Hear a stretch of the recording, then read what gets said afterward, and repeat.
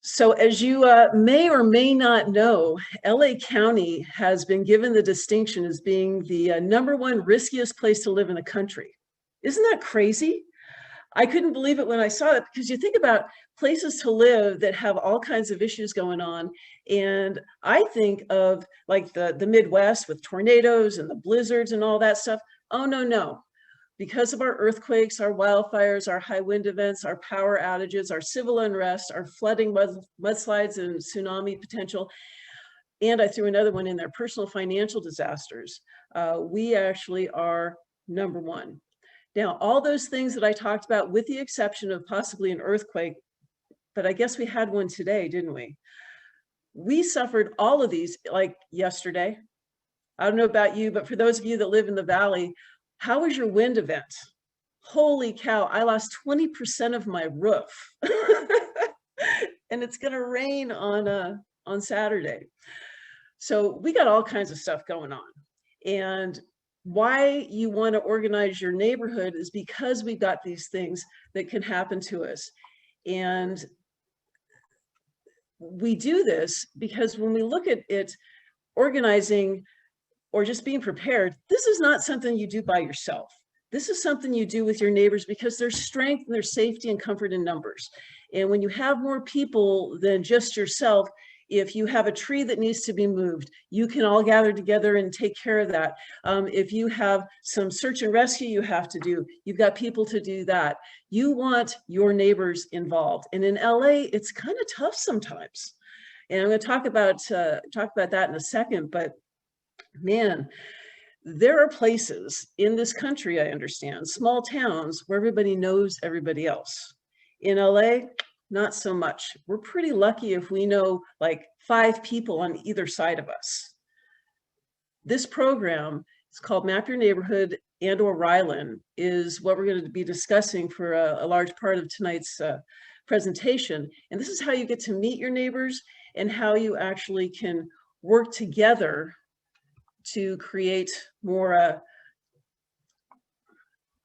cohesiveness and just a better response. Many of you might know Rylan, and this is offered by the EMD, and it is an amazing program, but it was derived from what's called Map Your Neighborhood. And it is what to do with you and your neighbors in the first 60 minutes after a disaster, specifically after an earthquake, but this can be used for anything. Now, last night, where I live, we had wind gusts of over 70 miles an hour. And again, my roof is falling off, and it's brand new roof, but there you go. And we had neighbors knocking on doors, making sure everybody had AA batteries. They had everything they needed because we didn't have any power either. So this is a big deal. And we're going to be looking at a video in a moment about this, but I want to tell you why it is that I do this program.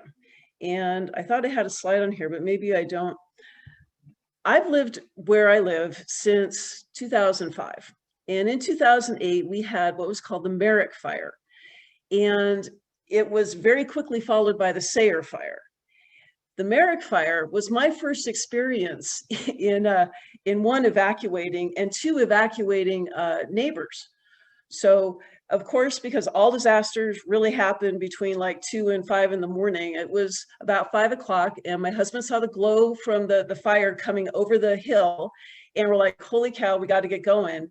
Well, the first thing we did, and I knew nothing about CERT, I knew nothing about Map Your Neighborhood, but I knew that we had to let our neighbors know, because there was no response. It wasn't like we had the police or the fire department going down our street telling us to evacuate. It was right there. And so we knocked on doors and we did as much as we could, but this fire with the wind is being pushed down the hill, and we had to go. So people are evacuating left and right. Everything turned out okay, but like 2 weeks later, we did a community debrief, and this older couple said, they're like 74, they said, no one knocked on our door. And I asked them where they lived, and it turns out they were the people that I stopped at. One more door, and I would have knocked on theirs, but I didn't know them, and I didn't know that they were elderly, and I didn't know that they needed help. Well, that was a gut check moment for me, because Wally and Mary Ellen needed my help, and I didn't know who they were. None of our neighbors knew who they were. Well, let's fast forward to the Creek Fire. Creek Fire comes, same thing, early in the morning, knocking on doors. Who do you think I went to first? It was 10 years later. They're now 84 years old. And it took us 45 minutes to get them and their scooters and their wheelchairs into the cars and get them heading down the hill. Well, the problem is they turned around because they didn't have anywhere to go, and they went back to their house. And the fire didn't destroy their home, but destroyed 30 homes in our community. And they were stuck there for 4 days with no power and no food, and they were afraid to leave for fear they couldn't come back. You guys, we got to know who our neighbors are. We got to know who needs our help. And that's exactly what this program is for. But we have this issue, I think, especially in Los Angeles, is we don't want to talk to our neighbors. Well, here you're going to need to do it. And you need to give everybody a chance to be involved in this. And I got to be honest, when I did my first Map Your Neighborhood here, there was a couple houses I didn't invite because I didn't want to, because they hadn't shown to me that they were somebody that I could trust. You're going to have to make that decision, but you've got to get people engaged. Now, I think with a lot of the stuff that we've been going through recently, people are far more attuned now to the fact that they do need to be prepared. And the fact that 400 people or 427 people registered for this event, I think tells me that, yeah, people are really starting to pay attention. But you all have neighbors that maybe are like, oh yeah, I don't really want to talk about that. It's not going to happen. Honest to God, there are people who truly believe that when there is a major event, that the government, whoever, will be there right away and they don't have to take care of themselves. That is not the case at all. And you guys know that. That's why you're here. So when you're talking to people about this, you really want to focus initially on the ones who are interested, because the ones who aren't may come around. Now, we have a little bit of a challenge that we haven't had to face before with this, and it's actually talking to one another. Now, you're going to have to figure out how to do this, but really the personal contact is super important. So however you think is appropriate to talk to your neighbors, you got to figure out how to do that. Whether it's leaving a note, and we'll talk a little bit about invitations, or if knocking on the door and making sure you're back, or calling them. But what we found over doing, gosh, I've done probably 60 of these, maybe more. What we found is face-to-face invitations and getting people engaged in this is the best way to really get them involved. Plus, it's a really cool way to create community. And one of these days, we will be back to having block parties, and it'll be fun to talk to your neighbors, I promise. Now, here's some of the challenges. Kind of like I said, not everybody wants to be involved. When I was knocking on doors to get people to evacuate for those 2 fires, there were people that didn't want to go. And they're like, yeah, I've been through this before. It'll be fine. Okay. There's nothing you can do about that. All right. But the fact that you're going to try to help these folks, that's huge. So be happy about that. There's going to be those people who are going to be totally unwilling to be prepared for themselves. And what that's going to do is that's going to add a little bit of a burden to those of us who are prepared. And again, you're going to need to deal with that. You're going to have to figure out how you want to handle that, because you don't want to push somebody away when they really need you, because it could cause challenges down the road. All right. So this is walking a fine line between being the person who is prepared and your family's taken care of, but not everybody can be totally prepared for everybody, right? You got to draw a line at some point.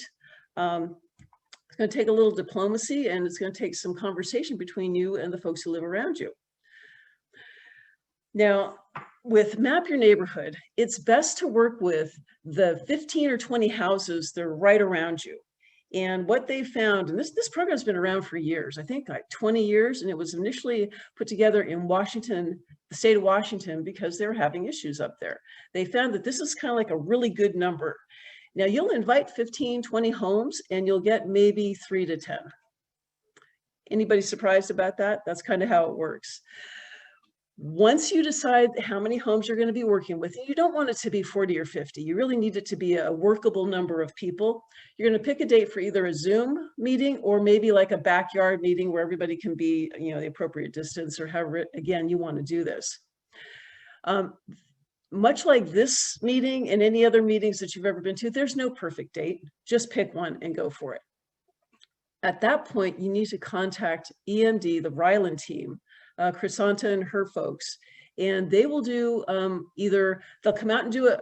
No, let me back up. They will not come out. They'll put together a Zoom meeting for you, or they'll show you how to do a DIY Zoom meeting. So they've got a couple different versions now, and hopefully again down the road they'll be able to come out and do them in person. But right now it's all online. You can design a flyer, and you want to hand it out to your neighbors at least twice before your date, because whether or not you can actually meet with them and all do a Zoom call like in somebody's garage or in their backyard with a big monitor or whatever, or if you're going to do it Zooming like we are right now, people need multiple invitations. And if they're actually flyers or if it's in face-to-face, that's the best. And then follow up in person again, if at all possible. Okay, Patrick, you want to put on the video? We're going to watch a video here, and it's going to show you exactly how the Map Your Neighborhood program works. And I apologize, but I went through a bunch of videos and I found one from Pasadena Fire that I like better than LA. So don't tell anyone. Shh, this is our little secret, okay? All right, Patrick, go ahead and start it. Go ahead and de-share your screen real fast. Got it.